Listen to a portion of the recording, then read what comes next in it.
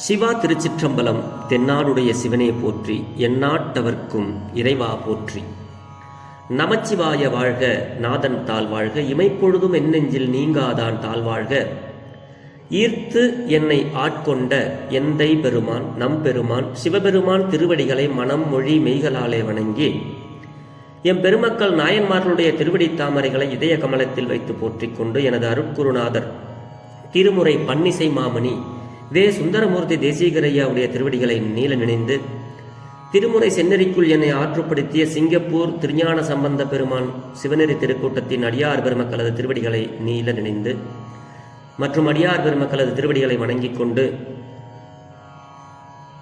பெரும்பற்ற புலியுரானை பேசாத நாளெல்லாம் பிறவாத நாளே என்ற அருட்சிந்தனையில் இன்றைய தினம் நாம் சிந்திக்க இருப்பது அருள் தரும் திருநாவுக்கரசு பெருமானார் திருவடி போற்றி. திருநாவுக்கரசு சுவாமிகள் அருளி செய்த தேவாரம் 5வது தமிழ் வேதம் திருக்குறுந்தொகையில் 100வது திருப்பதிகத்தை சிந்திப்பதற்கு இன்று நமக்கு சிவபெருமான் திருவருள் அருளியிருக்கிறார். அன்பர் பெருமக்களே, இந்த பாடல் நமக்கு என்ன அருளை வழங்குகிறது அப்படிங்கிறது தான் நம்ம இன்னைக்கு சிந்திக்க போறோம். இது ஒரு அற்புதமான பதிகம், அற்புதமான பதிகம், நல்ல கருத்துக்களை எல்லாம் சொல்கிறது. சிறு தெய்வ வழிபாடு உள்ளவர்களுக்கு இது ஒரு அடுத்த நிலைக்கு நம்மை கொண்டு செல்வதற்கு உண்டான ஒரு பாடல். ஏன்னா ஊரில் கருப்பு சாமிக்கு கிடா வெட்டணும், முனிசாமிக்கு கிடா வெட்டணும், எல்லை கருப்புக்கு கிடா வெட்டணும், நொண்டி கருப்புக்கு கிடா வெட்டணும் அப்படின்னு சிறு தெய்வங்களை நம்ம முன்னோர்கள் நமக்கு, அவர்கள் எல்லாம் தெய்வங்கள் தான், தெய்வங்கள். ஆனால் தெய்வம் அப்படின்னா அது ஒன்று தான், அது சிவபெருமான். தெய்வங்கள் அப்படின்னு சொல்லும் பொழுது நிறைய வருது. கிராம தெய்வம் அதெல்லாம் என்ன தெய்வங்கள்னா கிராமத்தை காக்கக்கூடிய தெய்வங்கள். எது? ஐயனாறு, முனீஸ்வரன், கருப்பு, நொண்டி கருப்பு, இப்படி எல்லை கருப்பு, காத்தாடி கருப்பு, இப்படி நிறைய தெய்வங்கள் இருக்கு. இதெல்லாம் என்னன்னா பரிவார தெய்வங்கள். சிவபெருமான் அப்படி வெளியில போகும்பொழுது இதுங்கெல்லாம் சுத்தி பின்னாடி வரும், பூதகணங்கள் மாதிரி பின்னாடி வரும். ஆனா இது நம்ம சிறு தெய்வங்கள்ட்ட ஏதாவது வேண்டணும்னா அது நம்மளை காப்பாத்துமே தவிர, நம்மளை காப்பாத்துறதுக்கு உண்டான ஒரு சிவபெருமானுக்கிட்ட போய் நிற்கும். ஒரு சிஎம் கிட்ட எப்படி அவங்களுக்கு கீழே உள்ளவங்கெல்லாம் போய் இந்த திட்டம் நான் கொண்டு வந்திருக்கேன், எங்க மாநிலத்தில் பண்ண போறேன், அதுக்கு நீங்க தான் எனக்கு ஓகே சொல்லி கையெழுத்து போடணும், நீங்க சொன்னா இதை செஞ்சிருவேன் அப்படின்னு சொல்லி போய் நிக்கிற மாதிரி இதெல்லாம் பரிவார தெய்வங்கள், சிறு தெய்வங்கள். ஆனால் தெய்வம் அப்படின்னா அது சிவபெருமான் தான் அப்படிங்கிறத அடுத்த நிலைக்கு நம்மளை கொண்டு போறது. ஆக பக்தி இருக்கணும். இந்த பக்தி முதல்ல வந்ததுன்னா அதுக்கப்புறம் நம்ம படிப்படியா மேல போகணும்.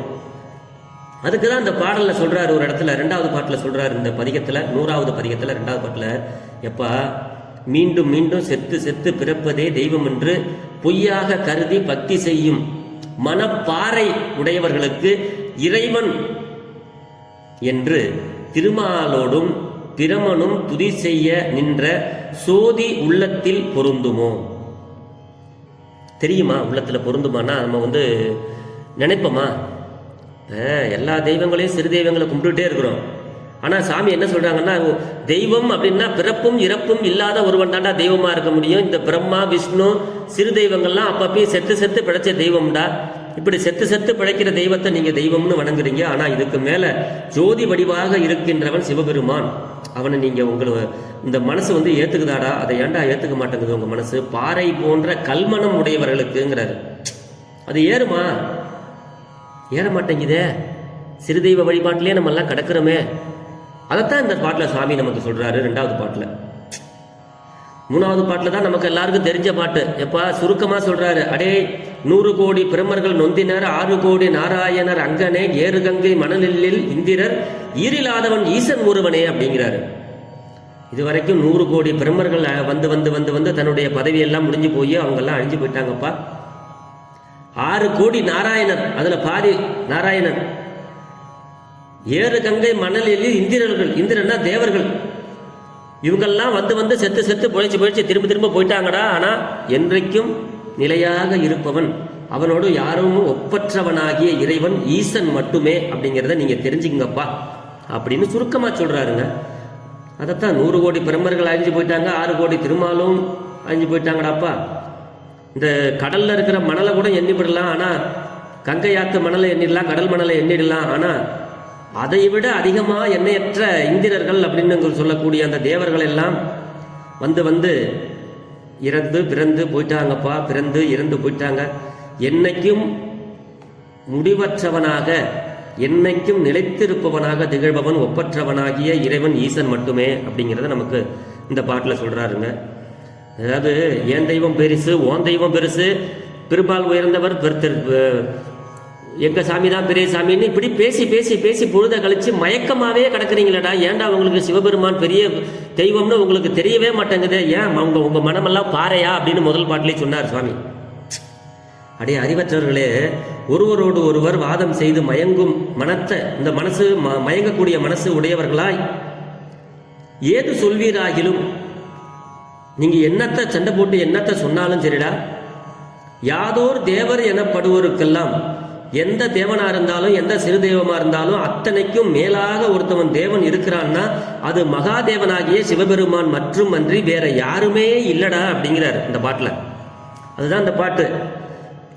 வாது செய்து மயங்கும் மனத்தராய் ஏது சொல்வீராகிலும் ஏழைகால் யாதோர் தேவர் எனப்படுவார்க்கெல்லாம் மாதேவன் அல்லால் தேவர் மற்றில்லையே அப்படின்னு சொல்றாருங்க. சிவபெருமான நேரில் கண்டவர் சொல்றாரு, அவன் அருள் பெற்றவர் சொல்றாரு. ஆனா கேட்க மாட்டேங்கிறமே, நம்ம கேட்க மாட்டேங்கிறமே. இது இன்னொரு இடத்துல கூட வரும், சைவ சித்தாந்தத்தில் கூட இந்த பாட்டு வரும். யாதொரு தெய்வம் கண்டீர் அங்கே மாதொரு பாகனார் தாம் வருவார் என்னுங்கிற சித்தியார், சிவஞான சித்தியார்ல சொல்றாரு. அப்படி இப்படி எல்லாம் இந்த பாட்டில் நமக்கு சொல்லிக்கிட்டே இருக்கிறாங்க. இந்த ஒரு அழகான கதை ஒன்று இருக்கு. இந்த கிணத்துக்குள்ள கிடக்கிற ஆமை என்ன பண்ணுமா, கடல் ஆமையை பார்த்து எனக்கு கிடைச்ச மாதிரி உனக்கு கிடைக்குமா அப்படின்னு சொல்லுமா. ஒரு அற்புதமான கதை இருக்கு, அதை சொன்னோம்னா ரொம்ப நேரம் ஆகும். அந்த மாதிரி சிறுதெய்வ வழிபாட்டில் இருக்கிறவங்கெல்லாம் கிணற்று ஆமைகள், அவங்கெல்லாம் அந்த கிணத்துக்குள்ள என்ன இருக்குதோ அது மட்டும்தான் தெரியும். ஆனா கடல் எவ்வளவோ பெருசு, பறந்து விரிஞ்சிருக்கிற கடல், அந்த கடல் ஆமைகள் தான் சிவன் அடியார்கள். சிறுதெய்வ வழிபாட்டில் இருக்கிறவங்க எல்லாம் அந்த அந்த கிணற்று ஆமைகள்.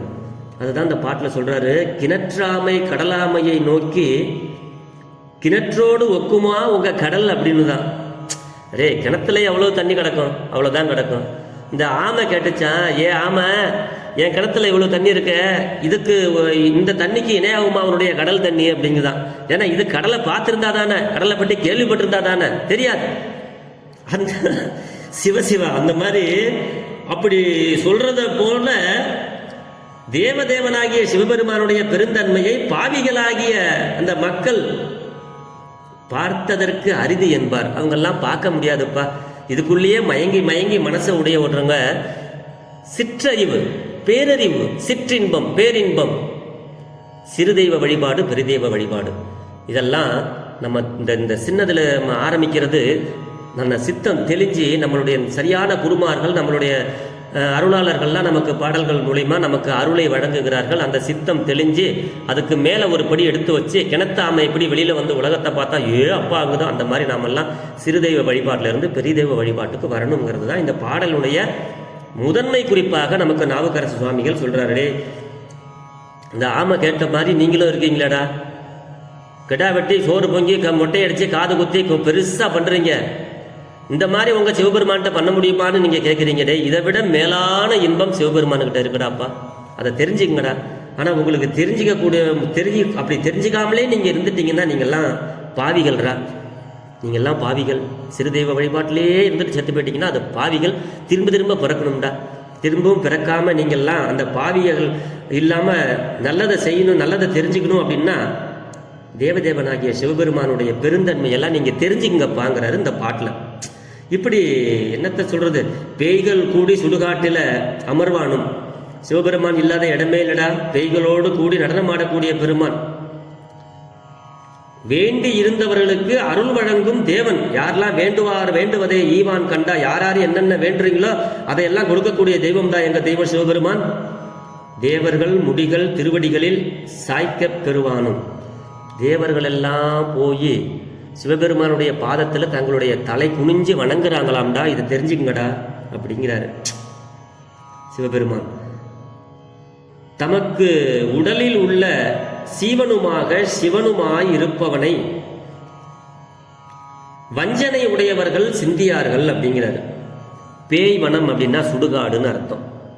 அப்படி இந்த பாட்டில் வந்து நமக்கு நிறைய கருத்து. இது 6வது பாட்டில் சொல்றார், நம்மளுடைய உடம்புக்குள்ள இருக்கிறது, இந்த ஜீவனுக்குள்ள இருக்கிறது சிவன் அப்படிங்கிறத நம்ம உணரணும்.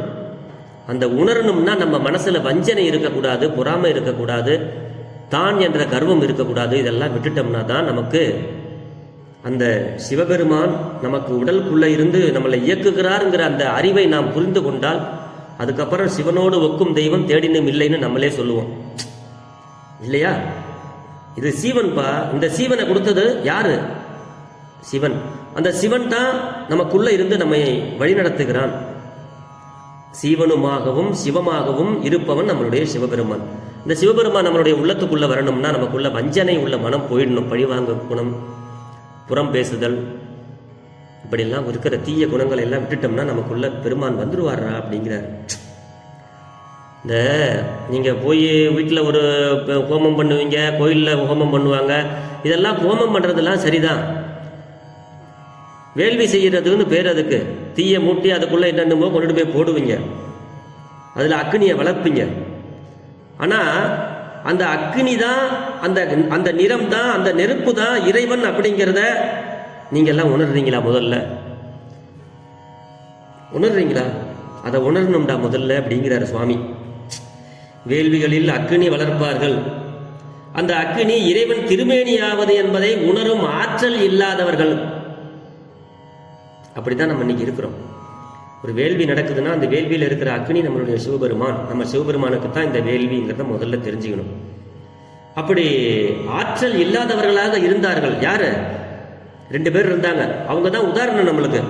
இந்த திருமாலும் பிரம்மனும், இவங்களெல்லாம் பெரிய கடவுள்னு சொல்லிட்டு எல்லாம் கும்பிட்டு இருக்காங்க. ஆனால் இவங்க 2 பேருமே இந்த நெருப்பு வடிவாக இருக்கிற அண்ணாமலை தாண்டா அந்த எல்லாத்துக்கும் பெரிய கடவுள் அப்படின்னு ஒருத்தருக்கு ஒருத்தர் போட்டு நீ நான், நான் நீ, அந்த 2 பேருக்குள்ள தான் என்ற அகங்காரம் வந்ததுனால போனார் சிவபெருமானுக்கிட்ட திருவண்ணாமலைக்கு. சுவாமி அங்கே இதை உணர்த்துறாரு. டேய், அப்படி மேலே இருந்து கீழே வரைக்கும் தன்னுடைய அக்னியாகிய அந்த உருவத்தை காட்டினார். தீ வண்ணனாக, தீயாக காட்டினார். அதுக்கு பிறகுதான் 2 பேருக்குமே தெரிஞ்சுது, ஆஹா நான் தான் நீ தான், நம்ம 2 பேரும் சண்டை போட்டு இங்கே வந்தா நம்மளுக்கெல்லாம் மேலே ஒருத்தவங்க இங்கே நெருப்பு வடிவாக இருந்து அருள் செஞ்சுட்டு இருக்காண்டா சாமி அப்படின்னு புரிஞ்சாங்களாம். அப்படி அதை சொல்றாரு இந்த இதில் வந்து, இந்த 7வது பாட்டில் வந்து அதை சொல்றாருங்க. பிரம்மனுக்கும் திருமாலுக்கும் அரிய கடவுளை காண்டற்கு அயர்த்து நரிவிருத்தமாகுவர் அப்படிங்கிறார். அந்த நரி விருத்தம், எரின்னா வேள்வி, உருவாக்கம்னா இறைவன் 8 மூர்த்தங்களில் தீ ஒன்று. அப்படி அந்த 8 மூர்த்தங்கள்ல தீ வடிவமாக இறைவனுடைய வடிவம் ஒன்று இருக்கிறது. நரி விருத்தமாகுதல் அப்படின்னா நரியின் எண்ணம் போன்று பயனற்றதல், பயனற்றதாதல். நரி எப்பவுமே புத்திசாலித்தனமா எதையாவது செய்யணும்னு நினைச்சிட்டு போகுமா, ஆனா அங்க போனா அதோடைய செயல் பயனில்லாம போயிடுமா, தோந்து போயிட்டு வருமா. அந்த மாதிரி பயனில்லாத நீங்களே வந்து தான் பெரியவன் தான் பெரியவன் சொல்லிட்டு அந்த நரி விருத்தமாகுதல், நரியின் எண்ணம் போன்று பயனற்றதாதல், அந்த மாதிரி நீங்க வந்து நினைச்சுக்காதீங்கடா. எல்லாத்துக்கும் இறைவன் சிவன் ஒருவன் தான் எல்லா மூர்த்தங்களிலும் இருக்கிறான் என்பதை நாம் எல்லாம் உணர வேண்டும் அப்படிங்கிறது தான் இந்த பாடல். அப்படியே சொல்லிக்கிட்டே போகலாம். இப்படி சூரியனை காலையில் எந்திரிச்ச உடனே நான் சூரிய நமஸ்காரம் பண்றேன், நான் அனுஷ்டானம் பண்றேன், நீங்க எல்லாம் சூரிய நமஸ்காரம் பண்றீங்களா அப்படின்லாம் பெருமையா பேசலாம். எப்ப சூரியன்கிறதே முதல்ல அந்த சூரியனுடைய அந்த அந்தியில் வரக்கூடிய அந்த சூரியன் பாதங்களை நீங்க எல்லாம் போய் வணங்குவீங்க. சூரியனே சிவபெருமான் தாண்டா, அவனுடைய உருவம் தாண்டா சூரியன். சிவபெருமானா பார்த்து அனுப்பப்பட்டது தாண்டா அந்த சூரியன். அதை முதல்ல நீங்க உணர்வீங்களா சாமிங்களா? முதல்ல உணர்றீங்களாடா?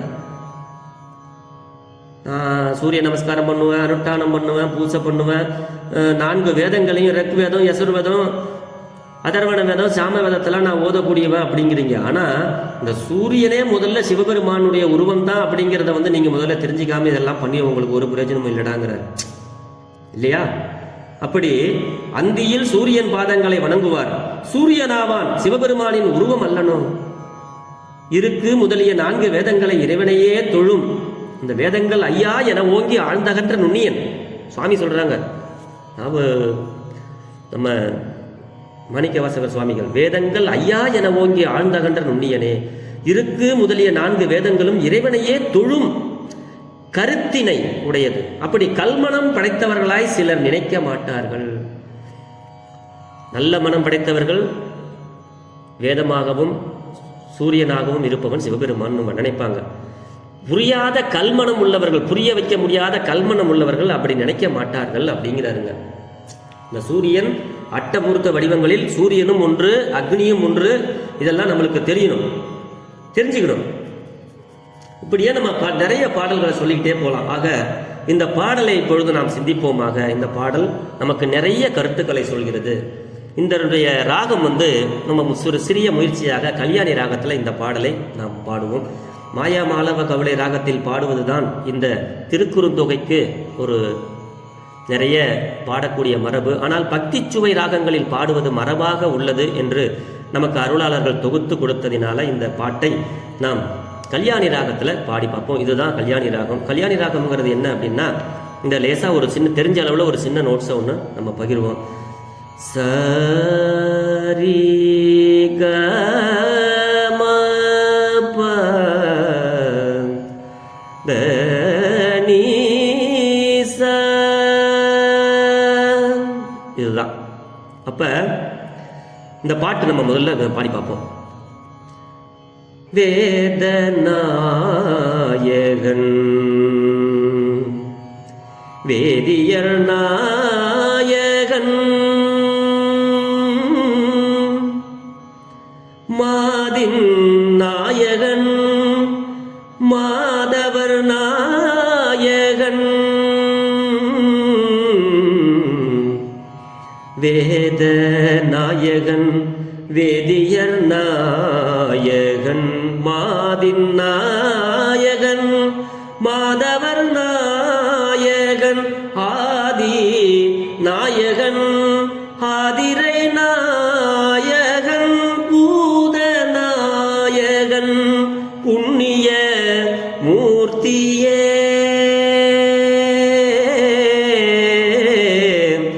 பூத நாயகன் புண்ணிய மூர்த்தியே. செத்து செத்து பிறப்பதே தேவன் என்று பக்தி செய் மனப்பாறைகட்கு ஏறுவோம். அத்தன் என்றெறியோடு பிரமனு துதியம் செய்ய நின்ற நற்சோதியே. 100 கோடி பிரமர்கள் நொந்தினர் 6 கோடி நாராயணர் அங்கனே ஏறு கங்கை மணல் எண்ணில் இந்திரன் ஈரிலாதவன் ஈசன் ஒருவனே.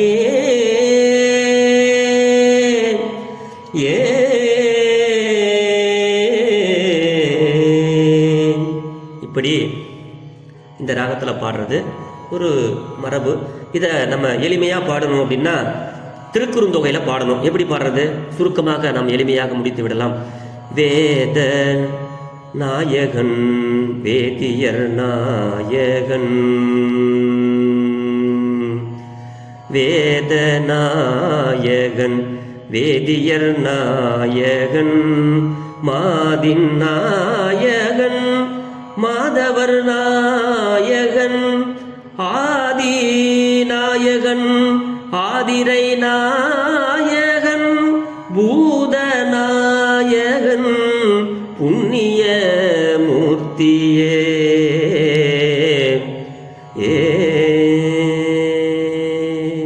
இது திருக்குறுந்தொகையில் நம்ம சாதாரண மாசில் வீணையும் மாலை மதியமும்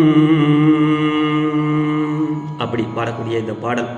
வேத நாயகன் வேதியர் நாயகன் அப்படின்னு திருக்குறுந்தொகையில் நம்ம சாதாரணமாக பாடலாம். ஆக இது ஒரு அற்புதமான பாடல். இந்த பாடலை நாம் எல்லாம் சிவபெருமான இடத்துல சிவபெருமானே முழுமுதற் தெய்வம், மற்றவையெல்லாம் பரிவார சிறு தெய்வங்கள் என்பதை உணர்ந்து மாதேவர் ஆகிய சிவபெருமானுடைய திருவடிக்கு அன்பு செய்து அவனுடைய அருளை பெற்று நாளும் வளமோடு வாழ்வோம் என்று சொல்லி பெரும்பற்ற புலியூரானை பேசாத நாளெல்லாம் பிறவா நாளே என்ற அருட்சிந்தனையை நிறைவு செய்கிறேன். ஜெர்மனியில் இருந்து சிவபாலா. குறைவிலாத உயிர்கள் வாழ்க, மேன்மைகோள் சைவ நீதி விளங்குக, உலகமெல்லாம் இன்பமே, என்னாலும் துன்பமில்லை. ஆலவாய் சிவனடியே சிந்திக்கப் பெற்றேன் நானே, ஆழ்க தீயது எல்லாம் அரண்நாமமே சூழ்க, வையகமும் துயர் தீர்கவே. சிவா. திருச்சிற்றம்பலம்.